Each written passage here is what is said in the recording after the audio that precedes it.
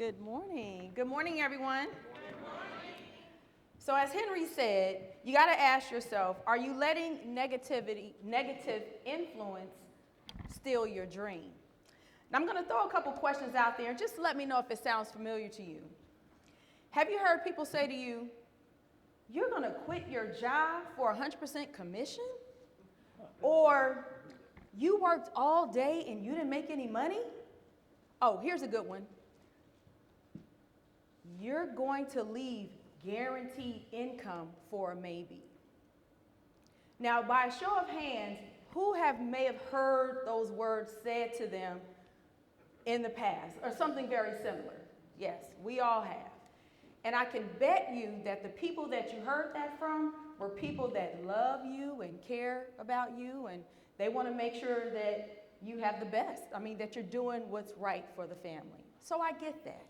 And it's okay, because the people that say that are obviously people that don't understand our struggle. They don't understand the entrepreneur world. Maybe they live in the job world. So it's okay, because I actually have both schools of thought in my own family. My father's side of the family, the folks, they had pretty good jobs. They worked at their job for 30, 45 years, and they retired, and they tend to be did pretty well for themselves. But my mother's side of the family, they were entrepreneurs. So my grandmother, she owned the Blue Light Cafe in Addis, Louisiana. All right now. Okay, Blue Light Cafe. And my grandfather, he owned a taxi service. And he also owned a couple school buses. So the school would actually hire him to come pick up the kids, drop them off, and bring them back home. So they had an entrepreneur mindset. And my mom, even though she worked the job, and she worked the job for 35 years, she's always had a second stream of income. So whether it was owning a cleaning service, starting a daycare, and my mom is currently a foster parent. She's been a foster parent of 6 teenage girls for the last 30 years. So I've always seen her have something outside of her job. And so I believe that's where the entrepreneur spirit in me, I believe that's where it comes from.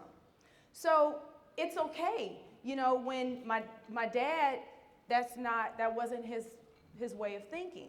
So like I said, my dad come from the school of thought where you go to school, you get a job, you get your degree, you get a job in your field, and you retire from that for the rest of your life. And we all know that's just not the case anymore. It's not realistic. So when I told my dad that I was going to become an entrepreneur in 2003, I was going to do real estate. And so, of course, him being concerned about my decision, he didn't know if that was the wisest thing to do. Like, why would you quit your job now to go out there and be an entrepreneur?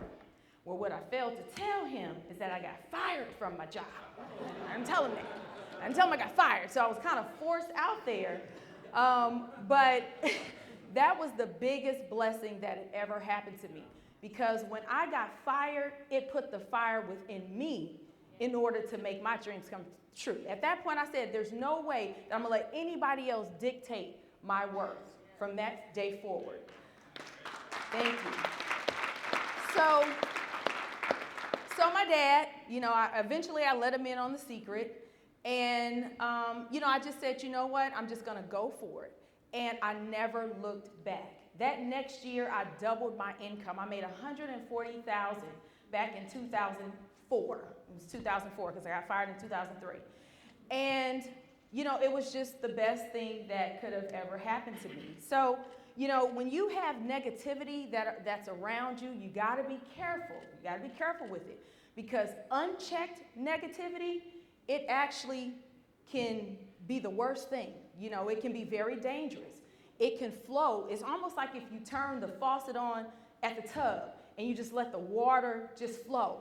And now it has flowed over the top. Now it has flowed onto the floor. Now it has gone into the cracks and the crevices, and it has now destroyed your home. That's how negativity can affect you if you allow it to. But one of my favorite motivational speakers, which is Jim Rohn, he shared some tips on how to avoid that negativity and how to let it take over your life. So the first thing he said to do is recognize the source Recognize where it comes from.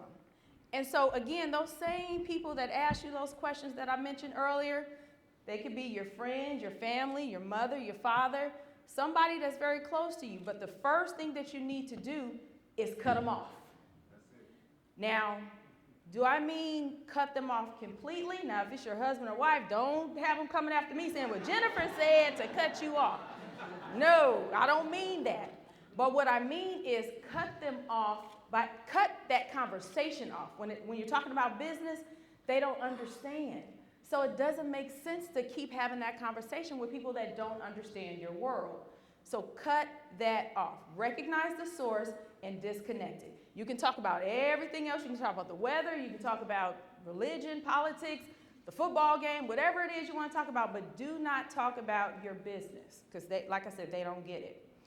The next thing he said to do is start making declarations in your life. So start by saying, you know what, I had enough.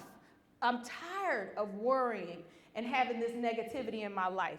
I'm tired of being beat down. I refuse to listen to false facts, or I think they call it alternative facts nowadays, but I'm just tired of listening to that, okay? And I'm not going to allow negativity to enter my mind, whether it's from my own doing or any outside sources. And he also said, you have to watch those well-meaning advisors. You know, the ones that always tell you what could possibly happen, all these things that could happen. And do you realize the things that they always say that could happen are typically negative things? They never say what could happen is we can get rich. Why they don't, it's weird that they always say that. So you have to be careful when you're talking to people. Again, like I said, you got to X them out and you got to make the declaration over your life that you're going to change and you're going to control your own destiny. Now, I was watching a football game the other day. I think it was the 49ers. I think we were beating some team. I don't know what it was. Who the 49er fans out there? Any 49er fans? Woo, woo, woo, woo, woo. Yes. So we were beating somebody. And my girlfriend and I, we were talking, and she had shared with me, she said, you know what? Watching the games is something that me and my father did. It was our favorite pastime when I was growing up. And she said, one day she told her dad, she said, Dad, when I grow up, I want to do that. And he said, what, be an NFL player? She was like, no. I want to be a commentator. And so he laughed at her, and he said, you don't see any women out there doing that, do you? And so, now was he stating the facts? Yes. Okay, wasn't any women out there doing it. But do you think it would have been a little bit different if he would have said, well, you know what, baby? There's no women out there right now, but you could be the first. You think that could have changed her life a little bit if he allowed her to dream? And you know what? I can tell to this day, she's still affected by that because she said, you know what? I just really wish my dad would have made me feel that it was possible. And he did not do that. So the thing about words, you got to remember that words have power. You cannot be afraid to dream. You cannot be afraid to believe in yourself. You control you. There are many things that are out of our control, okay? There's things that we can't control. We can't control the weather. We can't control our health sometimes. Well, we can, depending on what we put in our bodies, but that's another story. But we can control that a little bit, but for the most part, we can't control that, and we can't control death.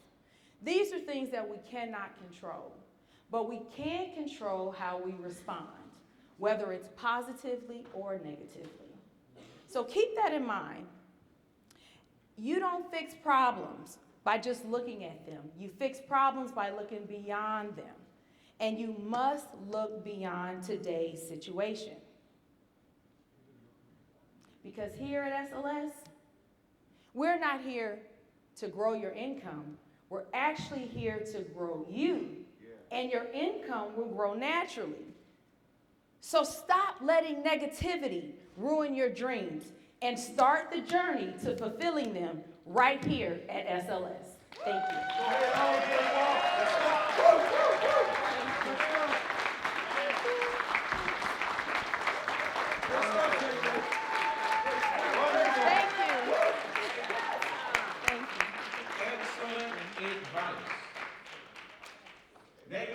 conversations, cut them off. You can keep the people around, but cut those conversations off. Because